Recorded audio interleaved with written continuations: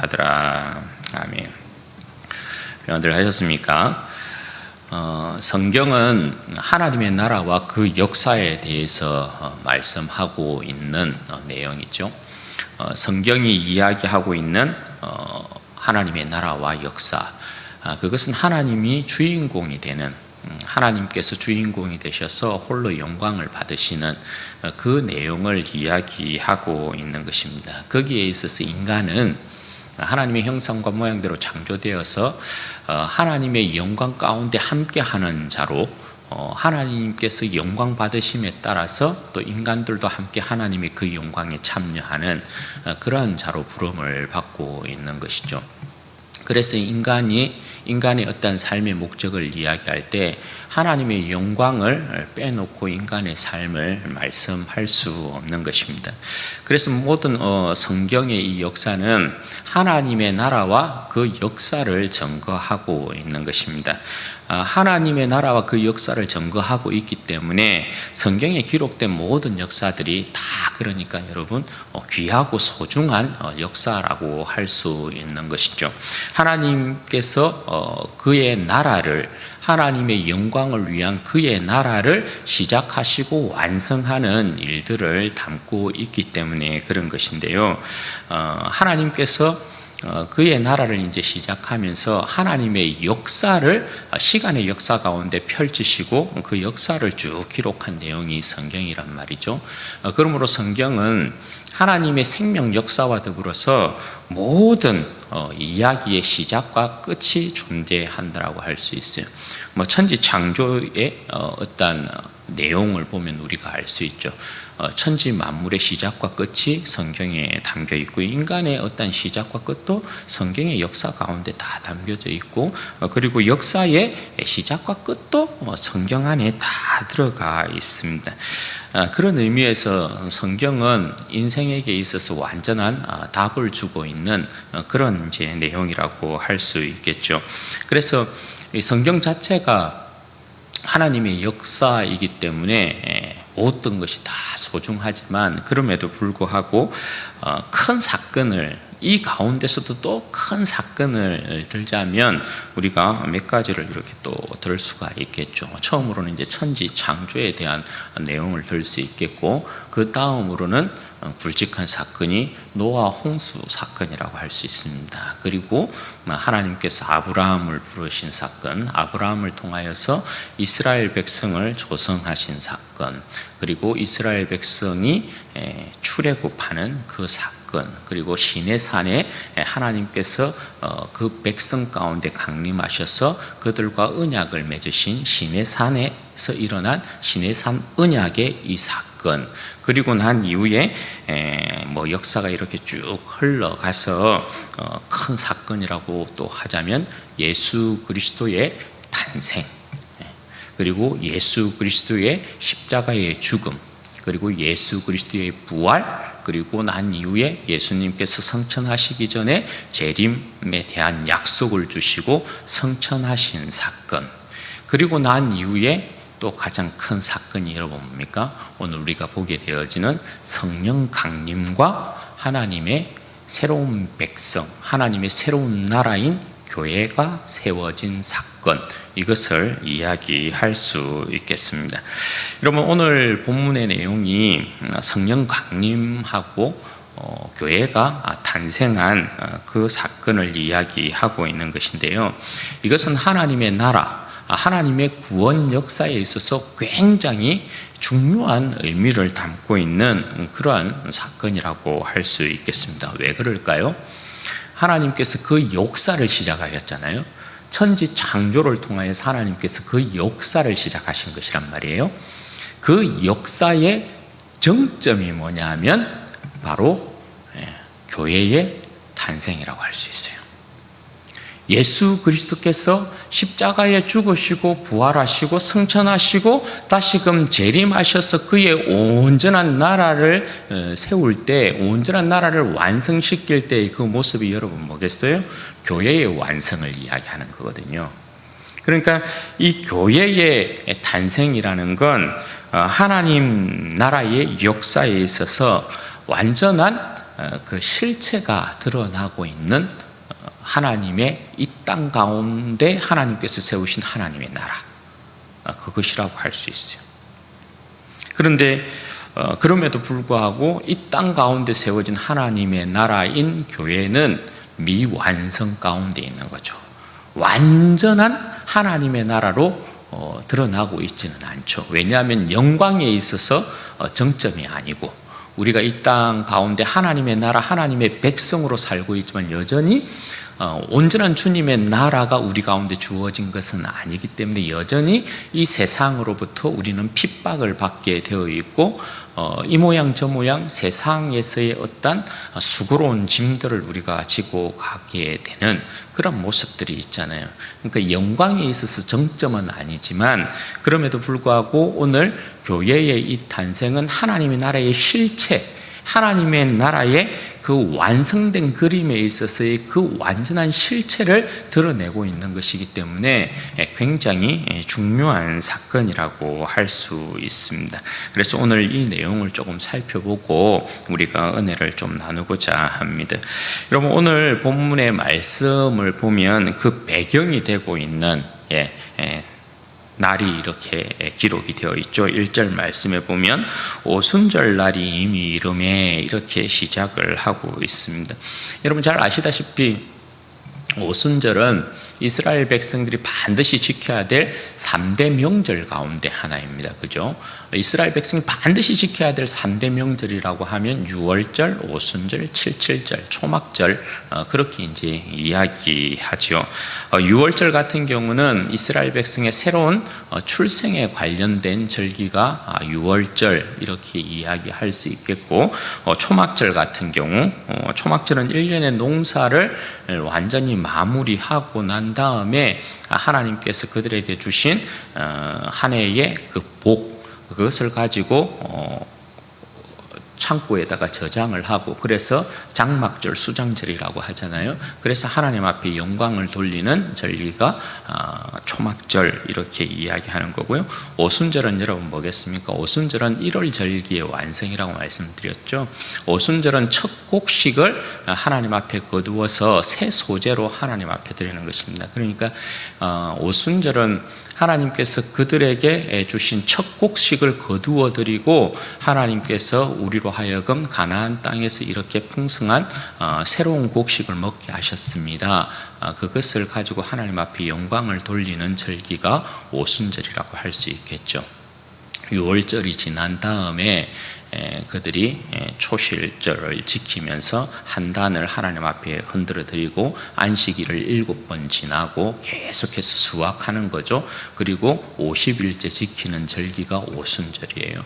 그래서 오순절에는 안식의 떡, 누룩을 평상시에는 하나님 앞에 드릴 때에 진설병에도 누룩을 넣지 않지만 오순절 절기에는 누룩을 넣습니다. 누룩을 넣어서 하나님 앞에 새 소재로 드리게 되어 있고, 그래서 그들이 하나님께서 주신 안식과 새로운 곡식, 그것을 인하여서 하나님 앞에 감사하는 절기가 바로 오순절이라고 할 수 있는 거죠. 그런데 이런 이제 이스라엘 백성의 모든 절기, 특별히 이런 또 3대 절기 같은 경우는 절기 자체로만 가지고 있는 그런 의미뿐만 아니라 구원 역사적으로도 이 절기들은 다 의미를 가지고 있습니다. 유월절도 그러하고요, 초막절도 그러하고. 유월절은 여러분 뭐 어쨌든 어린 양과 관련된 역사 가운데 예수 그리스도를 통한 새로운 생명의 그 출생에 대한 부분들을 구원 역사적인 의미로 가지고 있는 것이고, 뭐 초막절 같은 경우는 모든 절기의 완성이잖아요. 그래서 요한복음 같은 경우에도 큰 명절로 소개하면서 예수님께서 그 백성에게 어떻게 그 자신의 완전한 생명을 주셔서 그 백성으로 하여금 완전한 하나님 앞에서 생명의 복을 누리는가에 대한 의미를 이야기하고 있는 것이 초막절에 관련된 내용이기도 하고 그래요. 그리고 또 오늘 오순절의 이 의미도 그런 것입니다. 오순절은 구원 역사적인 의미에 있어서 어떤 의미를 담고 있느냐. 오순절은 특별히 이 구원 역사에서 보면 이 오순절 같은 경우는 하나님께서 그 나라를 설립한 날과 관련이 되어 있어요. 이스라엘 백성들이 애굽에서부터 유월절을 지키고 나오잖아요. 유월절을 지키고 나와서 그들이 시내산에 이른 때가 3월 1일이 됩니다. 3월 1일 셋째 달 초하루에 그들이 시내산에 이르게 됩니다. 그리고 그들로 하여금 하나님께서 3일을 기다리게 하고 하나님께서 시내산에서 강림하셔서 그들과 만나고 그들에게 율법을 수여하시고, 그래서 그 날에 하나님께서 이스라엘 백성들을 나라로, 그의 제사장 나라로 삼는 역사가 우리가 출애굽기 19장에 보면 나와 있죠. 그런데 이스라엘 백성이 애굽에서부터 그렇게 구원을 받아서 시내산에 이르러서 하나님과 만나고 그들이 제사장의 나라로서 하나님과 언약을 맺는 그 날이 50일에 맞춰져 있습니다. 그러니까 50일째 이스라엘 백성이 이스라엘 나라로 건국되어지는 그런 이제 모습을 역사적으로 담고 있는 것을 보게 되죠. 그런 배경을 담고 있어요. 그래서 오늘도 교회의 탄생을, 하나님의 새로운 백성이 탄생하는 이 날을 오순절과 지금 맞추고 있다는 것입니다. 옛 백성들이 하나님의 나라, 제사장의 나라로 탄생한 날을 오순절에 맞추고 있듯이, 우리가 이전 시간에는 베드로가 120문도가 기도하면서 12제자를, 유다가 이렇게 죽고 난 이후에 한 자리가 비웠으니까 보궐선거를 하잖아요. 그래서 이스라엘 민족이 12지파로 구성되어진 것처럼 예수님의 새로운 백성의 기초가 되는 12사도를 보충한단 말입니다. 그렇게 해서 조직을 완전히 갖추고, 오늘 이 오순절날 이제 하나님의 새로운 백성, 하나님의 새로운 나라, 그 교회의 탄생을 오순절에 맞추어서 지금 새롭게 이야기를 하고 있는 것이죠. 그래서 1절에 보면 오순절 날이 이미 이름에 그들이 다 같이 한 곳에 모였다, 이렇게 말씀을 하고 있습니다. 그 배경과 함께 오늘 예수님의 이 제자들이 다시금 오순절 날이 되어서 또 모이고 있습니다. 이들이 모이고 있는 여러분 이유는 무엇이라고요? 예수님께서 성천하시기 전에 너희는 몇 날이 못 되어 성령으로 세례를 받을 것이다 분명히 말씀하셔서 그 약속의 말씀을 붙들고 이 백성들은 계속해서 기도하기에 힘쓰고 있는 거죠. 그러니까 매일 모여서 계속해서 기도에 힘쓰고 있는 이 제자들의 모습, 그것을 이야기하고 있는 거죠. 오순절도 다르지 않았다는 것입니다. 오순절이 이르렀는데 그때에도 이들은 주님의 약속에 따라서 그들이 다 같이 한 곳에 모여서 기도하기 시작했다라는 것입니다. 그때 여러분 일어난 이제 일이 뭡니까? 2절에서 4절 말씀에 보면 그때 이제 성령께서 강림하시는 사건이, 성령께서 임하는 사건이 여기에 나타나고 있습니다. 그 현상이 여러분 2절과 3절에 나타나 있는데, 2절에 보면 어떻게 되어 있어요? 호련히 하늘로부터 급하고 강한 바람 같은 소리가 있어 그들이 앉은 온 집에 가득했다, 이렇게 이야기해요. 그리고 3절에는 마치 불의 혀처럼 갈라지는 것들이 그들에게 보여 각 사람 위에 하나씩 임하였다, 그렇게 이야기를 하고 있어요. 여러분 오늘 여기에 보면 급하고 강한 바람이 하늘로부터 이렇게 와가지고 온 집에 가득한 그 현상 하나하고, 불의 혀처럼 갈라지는 것들이 각 사람 위에 임하고 있는 그 모습이 보였다는 것입니다. 이 모습은 뭘 이야기하는 것일까요? 이것은 성령께서 그들 가운데 강림하고 계시는 그 모습을, 그 현상을 이야기하는 것인데, 성령님은 하나님이시잖아요. 하나님이 임하실 때는 반드시 여러분 앞서 등장하는 게 뭐예요? 천사의 출현인 것이거든요. 여기에서 하늘부터 급하고 강한 바람, 그리고 불의 혀, 이 모습은 천사에 대한 모습을 이야기하는 것이라 할 수 있어요. 여러분 히브리서 1장 7절 말씀에 보면 이런 말씀이 기록되어 있어요. 또 천사들에 관하여는 그는 그의 천사들을 바람으로 그의 사역자들을 불꽃으로 삼으시느니라 하셨으되, 이렇게 표현하죠. 그러니까 이 현상이 하나님이 오시는 것이니까 당연히 그의 종인 천사들의 출현은 당연한 것이라고 할 수 있는 것입니다. 그리고 또 이 표현은 뭘 이야기하냐면, 이 표현은 직접적으로 성령님에 대한 표상으로도 사용해요. 바람 같은 경우, 불 같은 경우. 바람 같은 경우 여러분 출애굽기에 보면 홍해를 가르실 때 동풍을 이렇게 하나님께서 불어서 밤새도록 홍해를 가르시거든요. 그 역사를 누구의 역사로 돌립니까? 성령의 역사로 돌린다고요. 바람 하는 것은 거의 성령의 역사를, 에스겔서도 마찬가지죠. 에스겔서도 생기가 들어가는 그 현상을 이야기할 때 전부 성령의 역사를 이야기한단 말입니다. 그런 이제 성령의 역사. 불 같은 경우도 여러분 마찬가지예요. 마태복음에 보면 세례 요한이 전가할 때 너희는 예수님께서는 불과 성령으로 너희들에게 세례를 베푸실 것이다, 이런 표현을 쓰거든요. 그러니까 불과 성령을 같은 짝으로 이렇게 엮어서 설명을 하고 있는 것을 볼 수 있죠. 그리고 하나님에 대한 표현을 할 때 소멸하는 불이시다, 이런 이제 표현을 사용하고 있는 것도 있죠. 그러니까 이 현상은 어쨌든 이야기하는 것이 성령 하나님께서 오늘 그 백성 가운데, 예수님의 제자들 가운데 임하고 있는 이 현상을 이야기하고 있는 것입니다. 그런데 여기에 여러분 이제 어떤 특징들이 나타나냐? 여러분 4절 말씀에 보시면 어떻게 되어 있어요? 그들이 다 성령의 충만함을 받았다, 이렇게 되어 있어요. 3절 말씀에 보면 불의 혀처럼 갈라지는 것들이 그들에게 보여서 각 사람 위에 하나씩 임하였더니, 이렇게 이야기하거든요. 이게 구약과 다른 점이 이제 그런 거예요.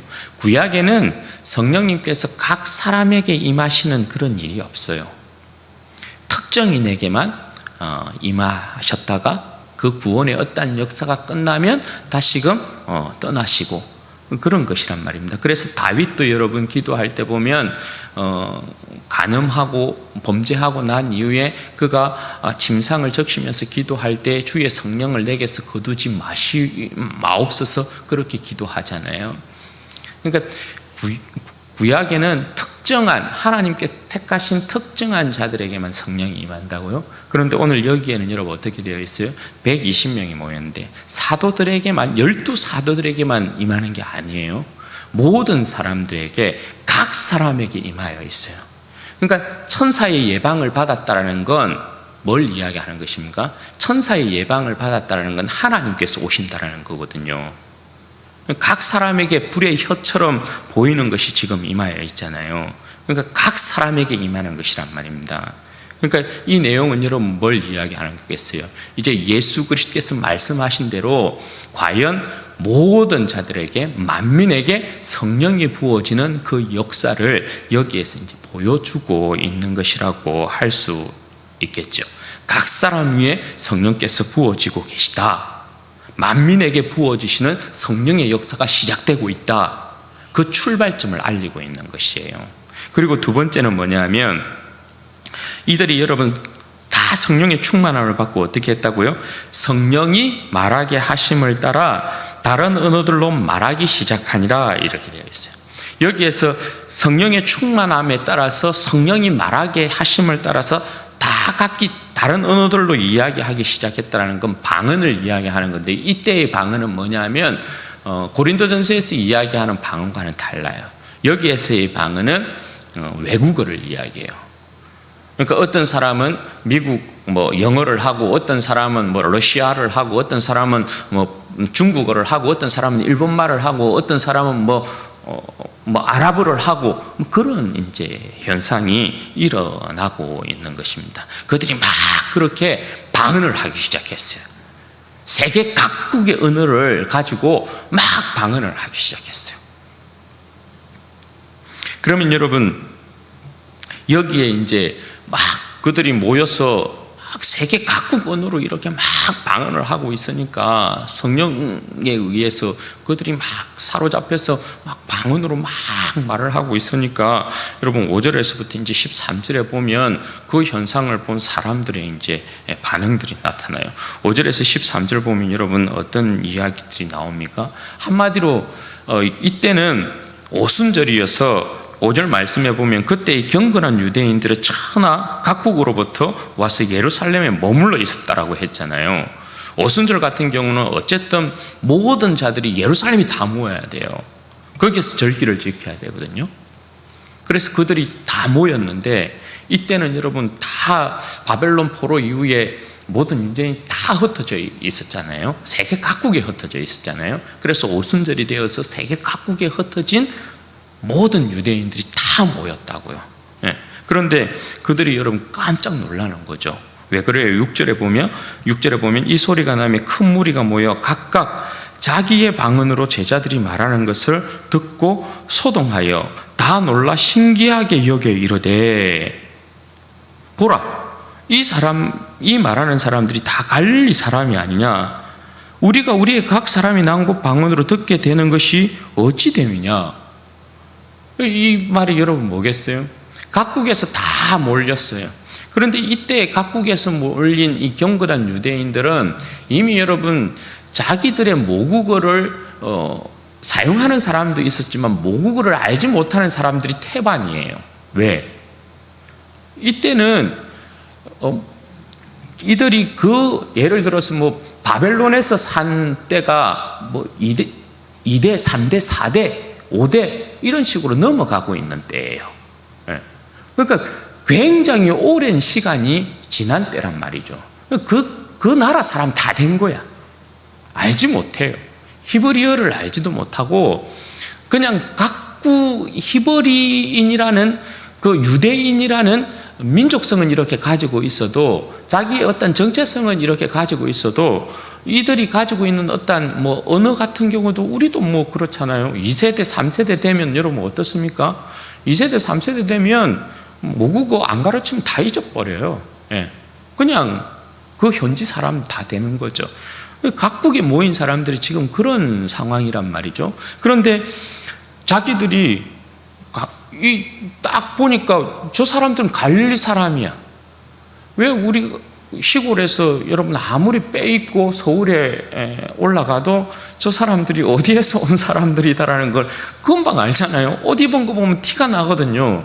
이 사람들이 모여서 있는 모습을 저 사람은 누가 봐도 저 촌뜨기들은 갈릴리 사람들이에요. 다 보고 알게 되거든요. 그런데 이게 뭔 일이에요? 갈릴리 사람들인데 시골 촌 사람인데 여러분 한번 몸 빼입고 이렇게 막 밭을 메고 있는 할머니가 러시아를 한다고 여러분 생각해봐. 갑자기 막 영어를 한다라고 여러분 생각해봐. 깜짝 놀라겠죠. 그런 현상이에요. 자기들이 자기 모국어로 그냥 알아듣는 거예요.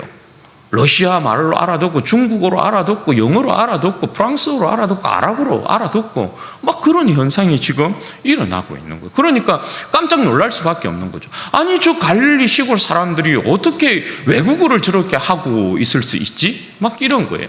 그런데 이때 모인 사람들은 여러분 9절에서부터 11절까지의 내용을 보면 여러분 어디에 사람 천하 각국에서 다 모였어요. 한마디로 모든 세계 나라에서 흩어져 있는 유대인들이 다 모인 것이라고 할 수 있어요. 그 사람들이 전부 다 각각 자기 말들로 자기가 살고 있는 지방의 말들로 지금 그들이 하고 있는 방언을 듣고 있는 거예요. 그러면 제자들이 여러분 지금 막 외국어로 지금 말하고 있는 그 내용이 뭡니까? 방언을 하고 있고 그들이 듣고 있는데 그들이 여러분 어떤 내용을 듣고 있는 거예요? 11절 말씀에 보면 우리가 각 언어로 하나님의 큰 일을 말함을 듣는다 이렇게 되어 있어요. 여기에 여러분 하나님의 큰 일이라는 건 뭘 이야기하는 것이에요? 예수 그리스도의 십자가의 죽음과 부활의 사건을 이야기하는 거겠죠. 그게 하나님의 큰 일이에요. 그러니까 제자들이 방언을 한 것이 다른 어떠한 내용을 가지고 방언한 것이 아니라는 거예요. 하나님께서 아들 예수 그리스도를 이 땅 가운데 보내셨다라는 것, 그를 구원자로 세웠다라는 것, 그리고 그가 온 인류의 죄를 짊어지고 십자가에 죽으셨다라는 것, 그런데 하나님께서 그를 다시금 죽음에서부터 살리셨다라는 것, 그리고 온 세상의 왕이 되게 하셨다라는 것, 그것을 막 제자들이 지금 이야기하고 있었다라는 것입니다. 그럼 여러분, 이 역사가 지금 말하고 있는 것이 뭘까요? 지금 제자들이 120여 명이 모여가지고 기도하는데 성령이 그들 가운데 임하셔서 그들로 하여금 각 세계 각국의 말로 막 방언을 하도록 했어요. 네. 그들이 배운 적도 없어요. 그런데 막 성령님께서 말하게 하심을 따라서 그들이 막 말을 하는데 예수 그리스도의 십자가의 죽음과 부활의 그 영광을 각국의 언어로 막 각국의 사람들이 들을 수 있도록 막 이야기하고 있는 거예요. 그럼 여러분, 이게 뭘 이야기하는 것이겠어요? 이 사건이 바로 이제 성령을 통하여서 하나님의 큰일, 예수 그리스도의 십자가의 죽음과 이 부활의 사건을 온 백성에게 알리는데요. 이게 뭐냐면 하나님께서 예수 그리스도를 통해서 하늘과 땅의 역사를 어떻게 통일시키고 있느냐, 그것을 이야기하고 있는 거죠. 여러분, 이 내용을 보면 어디에 사건이 딱 떠올라요? 제자들이 각국의 나라 말로 방언을 하고 있는 이 내용을 여러분 보면 어디에 사건이 생각나요? 창세기 11장이 생각나죠. 창세기 11장에 보면 여러분 어떤 사건이 있으면 바벨탑 사건이 있잖아요. 구음이 하나여서 인간들이 자기의 이름을 하늘에 새기기 위해서 막 성을 쌓잖아요. 바벨탑을 이렇게 막 쌓거든요. 하나님께서 보니까 인간의 교만을 그대로 둘 수가 없어요. 그래서 하나님께서 어떻게 합니까? 언어를 홈잡게 해서 이들을 흩어버린다고요. 네. 그래서 이들이 노아의 그 종족에 따라서 노아의 세 아들을 통하여서 각 언어와 종족, 나라 이렇게 다 흩어진 거잖아요. 네. 그 가운데 하나님께서 셈의 후손, 데라의 후손, 그 가운데 아브라함을 택한 거고요. 그 아브라함을 통하여서 이스라엘을 조성하신 것이잖아요. 그리고 이들을 제사장 민족을 삼았어요. 이들을 제사장 민족 삼은 이유가 뭡니까? 하나님처럼 되려고 했던 이 교만한 인간들을, 이 이스라엘 백성을 조성해서 여러분 어떻게 해요? 다시금 하나님을 섬기는 백성으로 하나로 모으려는 작업을 하는 거죠. 흩어지고 난 이후에 하나님께서 인간을 구원하실 때 한 민족을 택해서 다시금 모으는 역사를 진행시킨 것이란 말입니다. 그래서 이스라엘 민족이 제사장 민족이 된 거예요. 그리고 그 역사를 여러분 이제 어떻게 이루시는 거예요? 때가 되어서 하나님께서 아들 예수 그리스도를 보내심을 통하여서 흩어진 모든 백성들을 예수 그리스도를 통하여서 다 회개하게 만드는 거죠. 너희들이 하나님과 같이 되려고 했던 그 교만함, 그거 이제 하나님께서 다 용서하신다. 예수 그리스도로 말미암아 너희의 죄를 다 용서하신다. 하나님께서 너희의 죄를 아들 예수 그리스도에게 다 짊어지게 만들어서 십자가에 죽게 만들었다. 너희의 죄의 이 모든 역사들을 다 청산했다. 그러니 이제 누구든지 예수 그리스도를 주로 고백하고 하나님께로 돌아와라. 그 역사를 이야기하는 거죠. 그래서 모든 각국에 있는 백성들로 하여금 하나님의 큰 일을 제자들을 통하여서 듣게 만드는 거예요. 그래서 여러분 예수 그리스도 안에서 무백성들이 하나님께로 다 나와요. 그게 지금의 여러분 뭐예요? 교회인 거죠.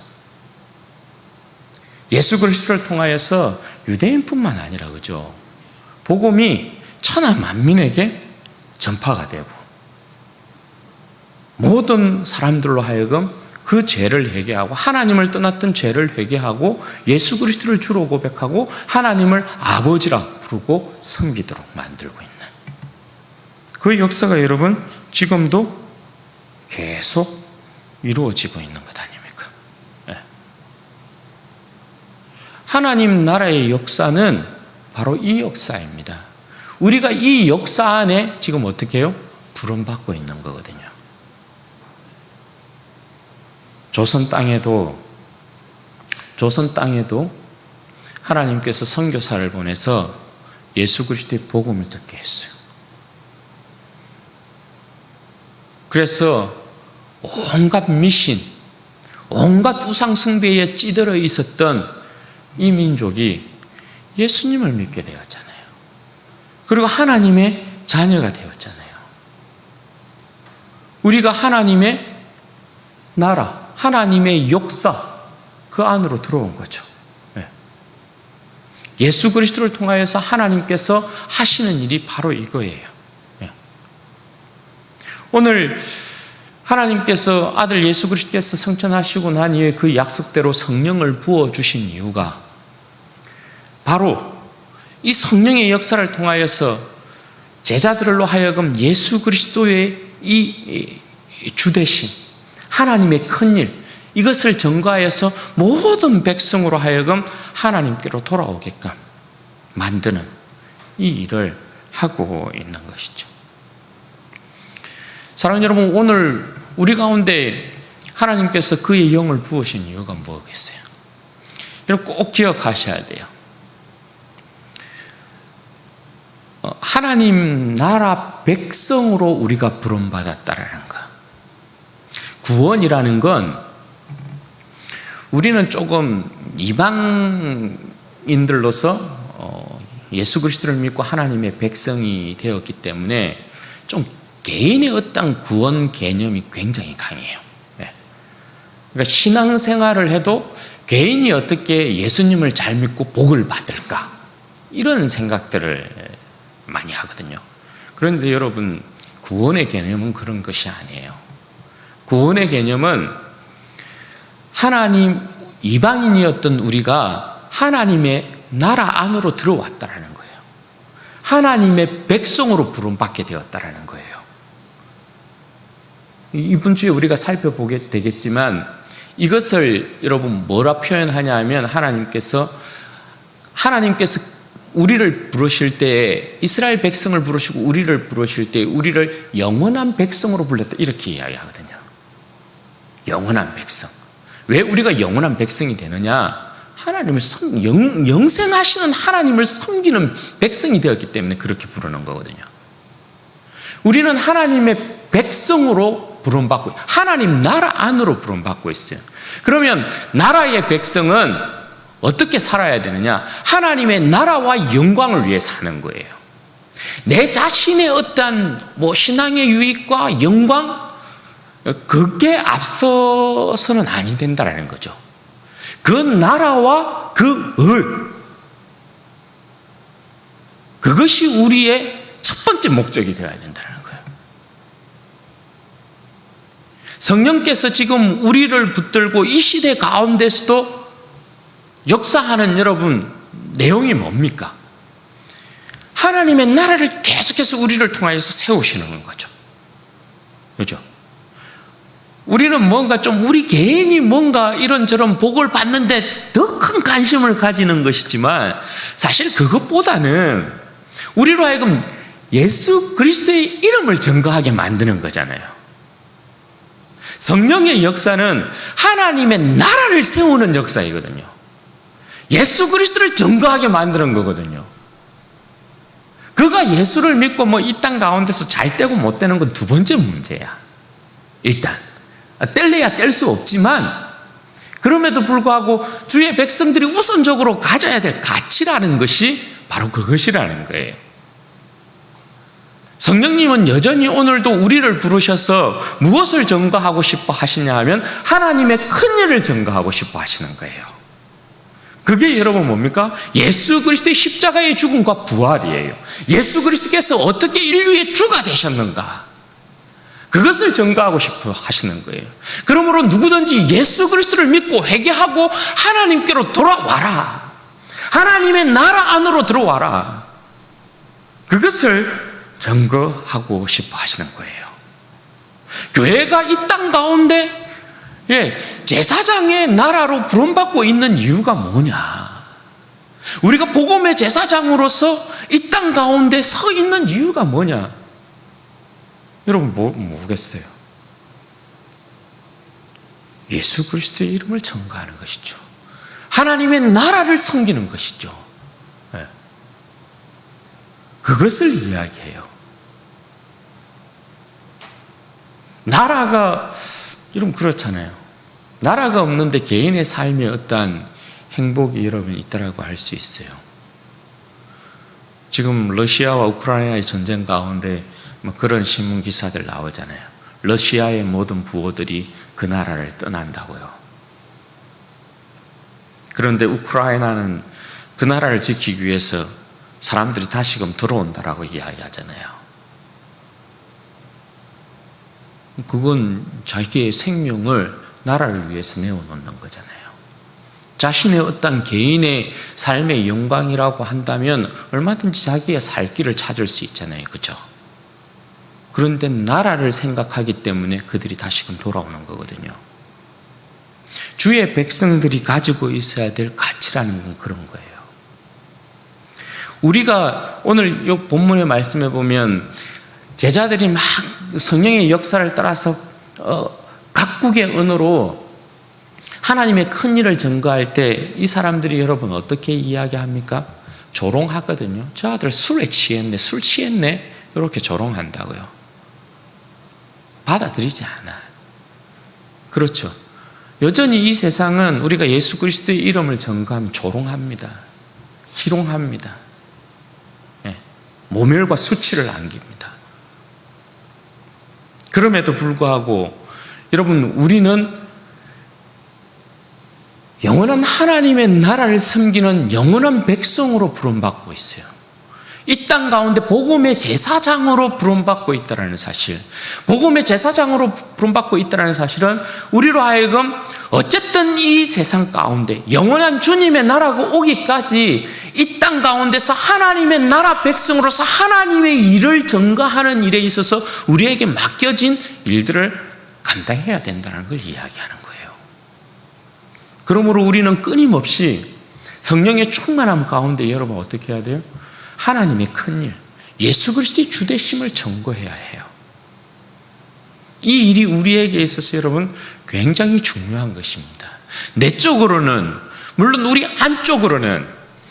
안쪽에서의 여러 내적인 어떠한 싸움들이 또 있잖아요. 자신과의 싸움이 있잖아요.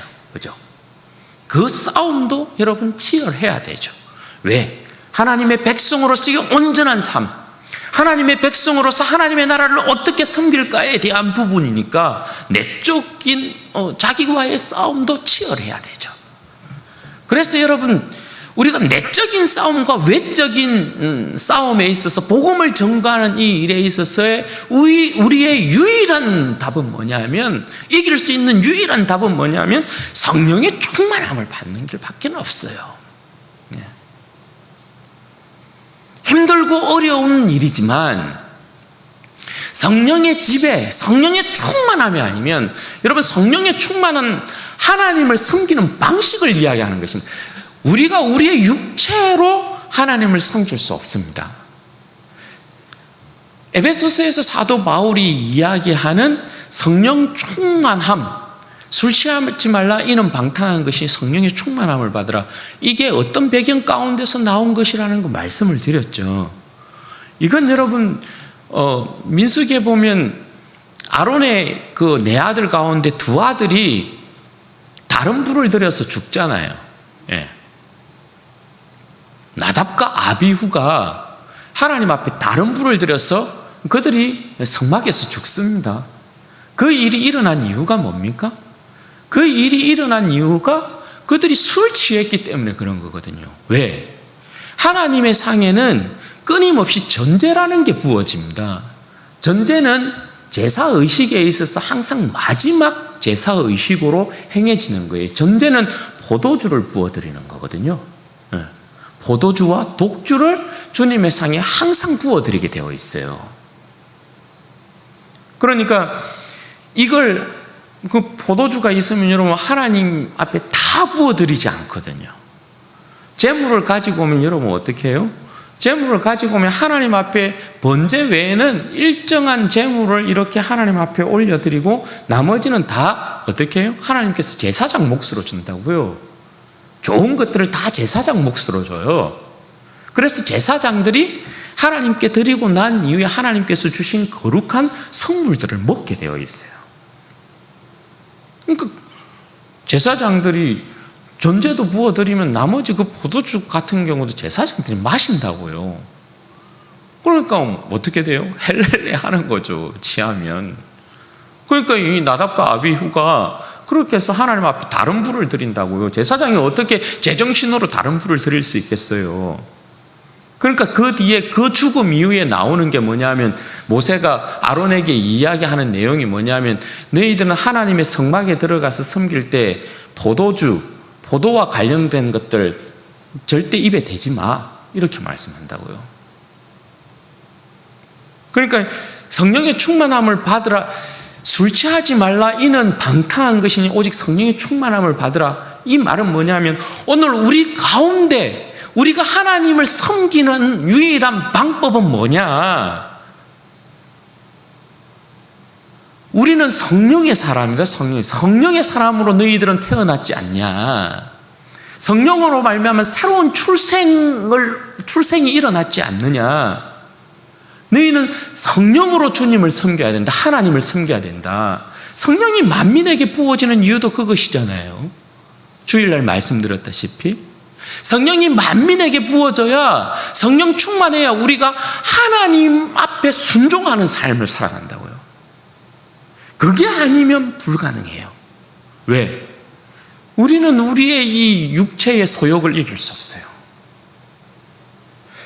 세상에서부터 이렇게 몰려드는 수많은 유혹을 절대 이길 수 없어요.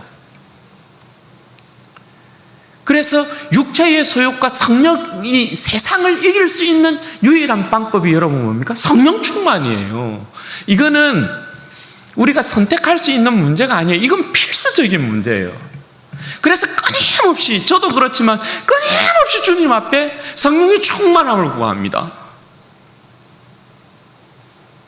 주님, 성령의 충만함을 주십시오. 능력을 주십시오. 성령께서 공급하시는 힘으로 봉사하게 하십시오. 섬기게 하십시오. 세상을 이기게 하십시오. 자신을 이기게 하십시오. 성령의 충만이 아니고 이길 수 있는 방법이 뭐 있나요? 없어요. 네. 그리고 이 성령의 충만함만이 여러분 우리로 하여금 완전한 새 사람으로서 우리의 구주 예수 그리스도를 이 땅 가운데 당당하게 전가할 수 있게 만들어요.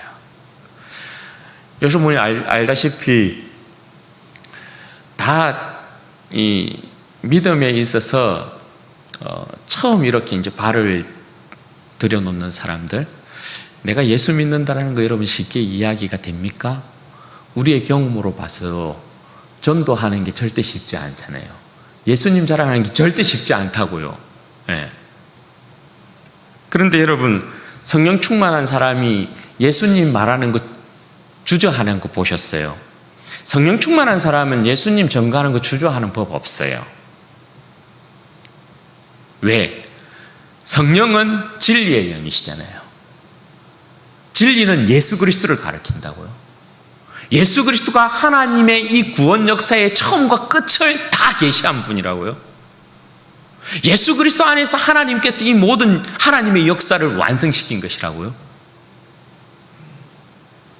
그러니 여러분, 성령 충만하면 자연스럽게 예수 그리스도 이름을 전가하게 되어 있어요.